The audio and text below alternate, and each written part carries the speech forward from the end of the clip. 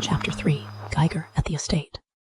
The 18th century oak parquet floor had seen the footsteps of ministers, generals, and 3 Grand Masters of the Octant 9 Syndicate. Now, heavy rubber boots from the red-brown factory trotted. Snap, slap, snap, slap. Arthur paused in the living room doorway, slowly lowering his cup of ristretto. Nora passed him with a long telescopic probe from an industrial dosimeter. She was wearing the same faded windbreaker and a heavy leather bag marked chemical protection slung over her shoulder.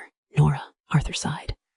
We discussed wardrobe. There are Valentino dresses hanging in the dressing room on the 2nd floor. 3 stylists are waiting for your call. It's not convenient to climb into the utility pipes in Valentino dresses, she replied. Without turning her head, Nora extended a long antenna and aimed it at the portrait of Earl Alfred Sterling, the family's founder, who gazed sternly from a canvas in a massive frame. The device in her hands emitted a dry, clicking sound. It's emitting radiation, she stated. It's a 17th century canvas. It emits radiation solely because of its historical value.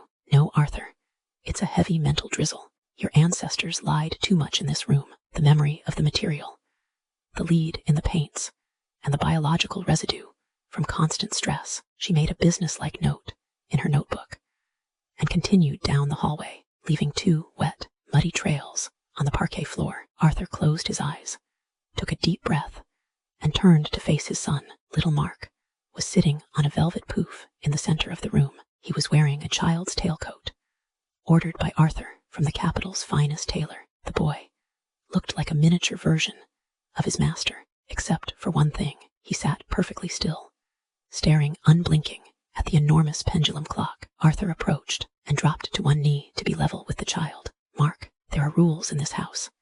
When an adult enters, you stand. When spoken to, you look them in the eye. You are the heir to the Sterling family. You will have to learn to maintain good posture. The boy slowly shifted his heavy, adult gaze from the pendulum to his father. Why does the hand move in a circle? He asked quietly. Because that's how time works, Arthur replied dryly. No. Mark shook his head slightly. It just can't leave. It's not allowed to climb out of the glass.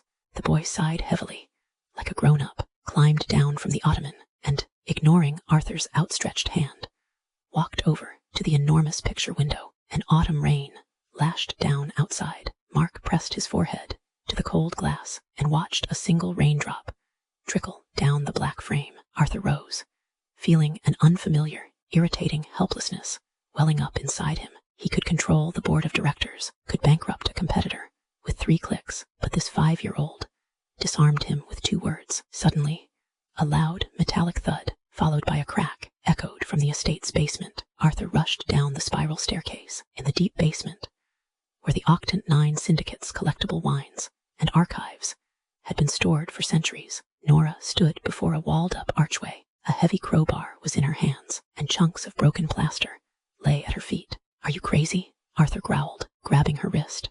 That's a load-bearing wall. Nora made no attempt to break free. She simply turned her pale, sweat-streaked face toward him. Something's breathing behind that wall, Arthur. The radiometer is simply burning out. Arthur frowned, about to call security, but at that moment, a strange, unlike anything else, sounded upstairs in the empty hallway. Not a scream, not a knock. It sounded like someone was restarting an ancient mechanism that had been dead for the last 50 years. Arthur froze, still holding Nora's hand. Who let them in early? Nora asked in a whisper.